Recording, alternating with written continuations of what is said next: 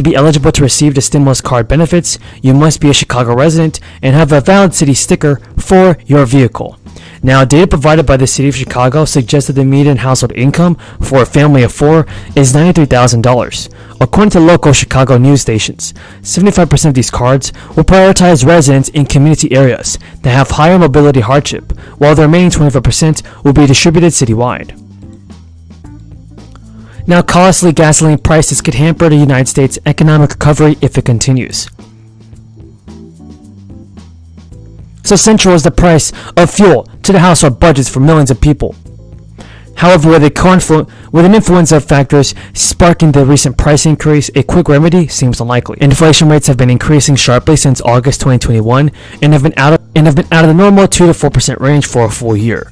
The Consumer Price Index rose 8.5% for the year ending in March. And now, Jerome Powell said last week, it is our job to make sure that inflation of that unpleasant high nature doesn't get entrenched in the economy. This was after he announced a half-point interest rate hike to combat inflation. Still, people are struggling with rising costs, everywhere from the grocery store to the gas pump.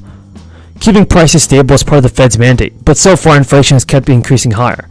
The GOP is already leveraging inflation to weaken Democrats heading into the midterm elections, as they argue that Biden congressional Democrats have only caused the problem. Do you agree with this, everybody? Tell me in the comments down below. We have a ton of good news, Social Security benefits, SSI, and SSDI information that you want to know. Stay until the end of the video because you definitely don't want to miss out on this. Workers in other states will be receiving a $750 stimulus check, and just a few days ago, the office of Minnesota Governor Tim Walz confirmed that a bipartisan agreement had been made to provide frontline workers and small business owners with additional stimulus checks.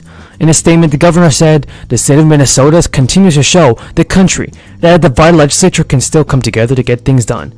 This bill provides hazard pay to frontline workers and relief for small business owners. Speaker Melissa Horman also said that the priority of the new package is to ensure that frontline workers who went to work every day, even during the worst days of the crisis, received the bonuses that they were promised last year. Now, the plan was formally approved by the Minnesota House of Representatives in February. Now, Republicans and Democrats originally couldn't agree on who could be eligible for the checks, with Democrats working to make them available to a broader range of workers.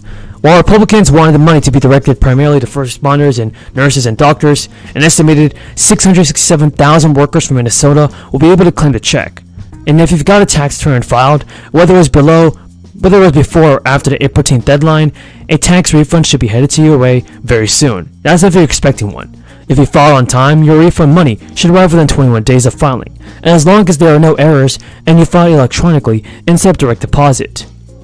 To keep tabs on your refund, you can start tracking your refund. You can start tracking it to your bank account after the IRS begins processing your return. And the IRS has the ability to automate nearly half of tax returns. And according to the National Bureau of Economic Research, the IRS could correctly autofill an estimated 62 to 73 million returns with information that it already has. This will be covering 41% to 48% of taxpayers. So folks, if you guys found this video useful and helpful, tell me in the comments down below. Meet this change in demand, but also to allow for social distancing and COVID safety protocols for workers. Now, as Americans have started to resume their normal lives, companies are struggling to keep up with the increased demand for goods. These supply chain issues and a worker shortage has resulted in higher prices across the economy. These issues do not fully explain some of the skyrocketing prices that we're seeing. The pandemic and the ensuing recovery have laid bare systemic problems in our economy, including market consolidation and price gouging. As our economy works to recover from the pandemic and the shocks to our supply chain, and as the world responds to Putin's reckless invasion of Ukraine, food and energy costs have skyrocketed for people around the world, including here in America and including in my district in Rhode Island.